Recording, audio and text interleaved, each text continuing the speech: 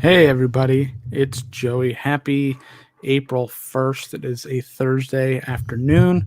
Thought I would get on to do a quick review of Godzilla versus Kong. Now there is not too much. This is going to be a short review because uh, I'll just preface it by saying I liked the movie. Now there wasn't a lot going on in the movie. There were some great fights between Kong and Godzilla. There was about maybe three or four of them.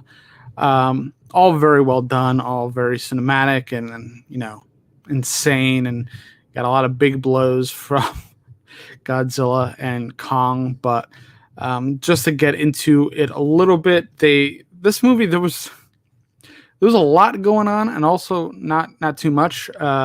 They definitely kind of listened to a lot of the fans. They said, take a step back from the people. Maybe we're not too concerned with the people. Obviously, we want some connections, but really, let's just make it about the monsters. That's what we want. We want the monster fights. Now, some people don't like that. Some people just want, they want that bigger plot. They want the story. They want those connections. They want to humanize it. I'm in the camp of I just want to see monster fights. I don't, Godzilla obviously started as sort of a comment on nuclear arms race, bombing of Hiroshima, all this stuff. Just the nuclear arms race of a couple decades ago, and that there was a time for that. But these more recent movies haven't said too much. It's more been along the lines of technology is in the wrong hands. Technology can be very, very harmful and can be used for nefarious things, as a lot of movies have done in the past 20, 30 years. Technology is a gift and a curse, and unless we use it, there are those that want to use it for good and those want to use it for bad, and that's kind of been the premises of these newer Godzilla movies. Obviously, the first one kind of went off of that, kind of went off this sort of apocalypse that Godzilla was bringing on in the Mutos. I don't know. I still don't get why they don't call them kaiju in these movies. It doesn't make sense to me, but especially because they said it in the Suicide Squad trailer. But I digress. So as a trilogy, I think it is very broken. It seems like there are a couple different stories going on. I'm not counting Kong. Skull Island, I don't think that's part of the Godzilla trilogy, although this movie did feel more like a Kong movie than it did a Godzilla movie. So take that. I mean, that's how I felt about it. There wasn't too much story with Godzilla. We mostly follow Kong in this, which is fine because we only got one Kong movie, and this would have been the third Godzilla movie. So that's fine that we're getting more with Kong. But they took it in a route that I didn't quite expect. It didn't hate, but it didn't quite expect, where they take Kong away from his enclosure and take him to this upside down world, which is funny because Millie Bobby Brown is in it, of course, Stranger Things.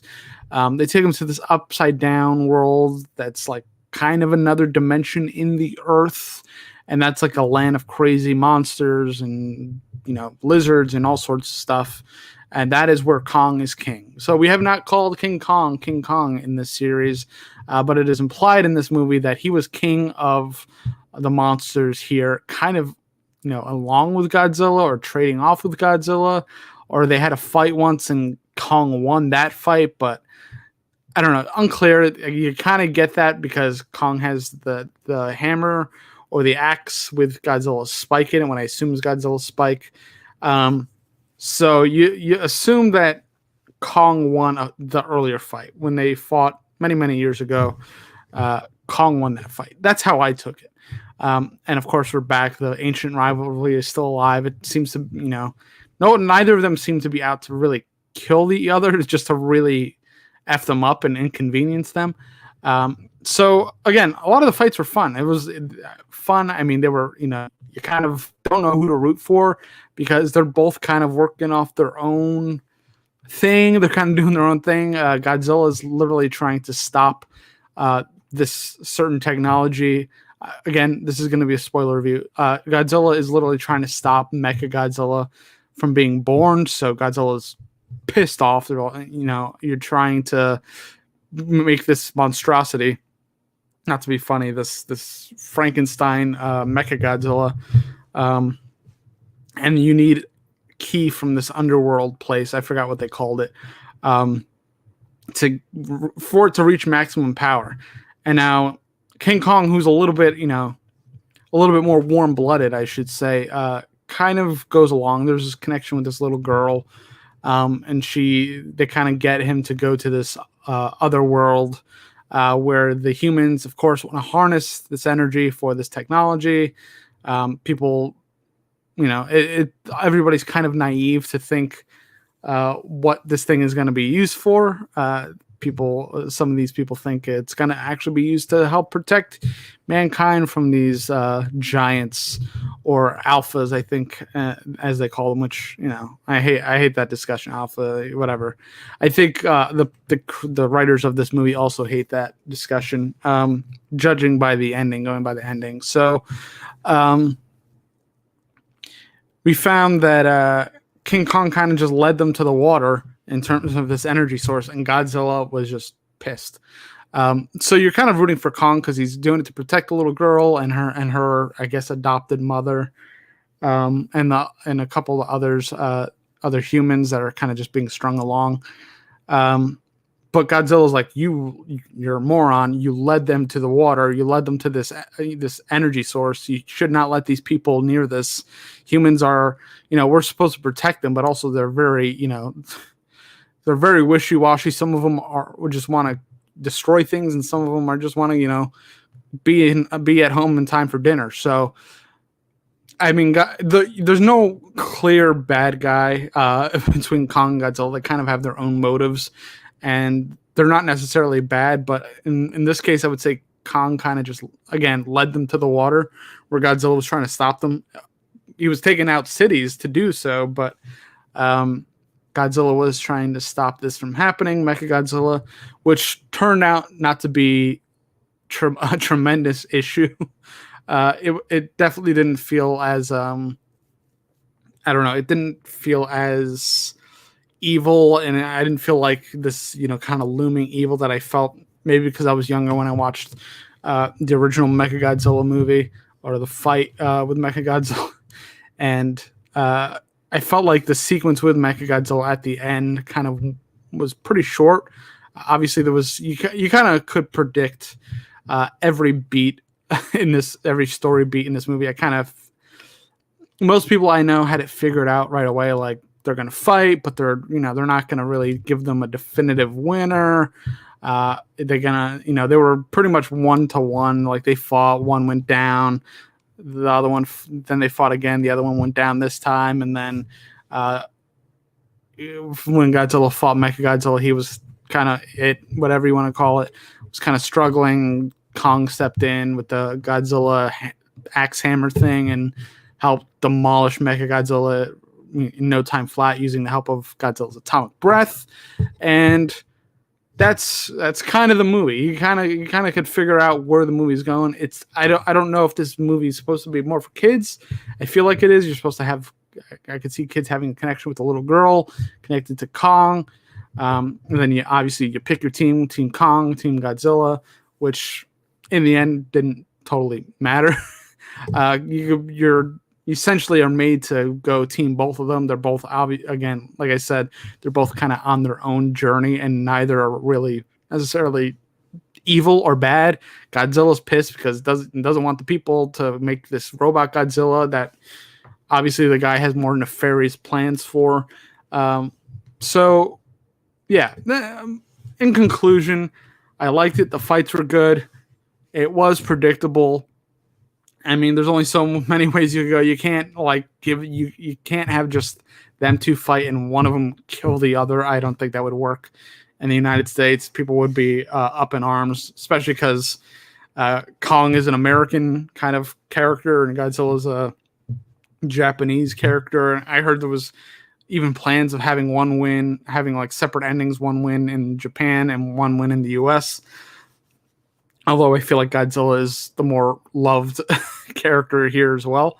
But they kind of went for sort of, I don't want to say the easy route, but they definitely went a route where they're going to team up and fight Mechagodzilla, because that's the real problem. This tech version of Godzilla that's created by this guy who just wants to be in power, wants to protect people, that old villain kind of thing, spiel, just wants power for himself. And they take out Mechagodzilla, and we don't really get we don't really get anything that alludes to another movie, except that Kong and Godzilla are both alive. Godzilla kind of goes away back into the water, and then Kong goes back. He goes back to where he came from, essentially. So, yeah, I mean, it's fine. It's fine. If you're expecting to be surprised in any way at all, you're not going to get that with this movie, I don't think, unless you're not familiar with the way these monster movies work, especially Godzilla movies. It's very much in line with a lot of tradition of team ups and stuff like that. Team ups to beat the bigger bad guy. There was a message that technology, again, in the wrong hands is bad. There's a lot of talk about alphas, and this one being the alpha, that one being the alpha, but that's kind of that argument is kind of dismissed. There's a whole we're really better equipped when we work together kind of thing, not when one is standing above the other, which I totally agree with philosophically.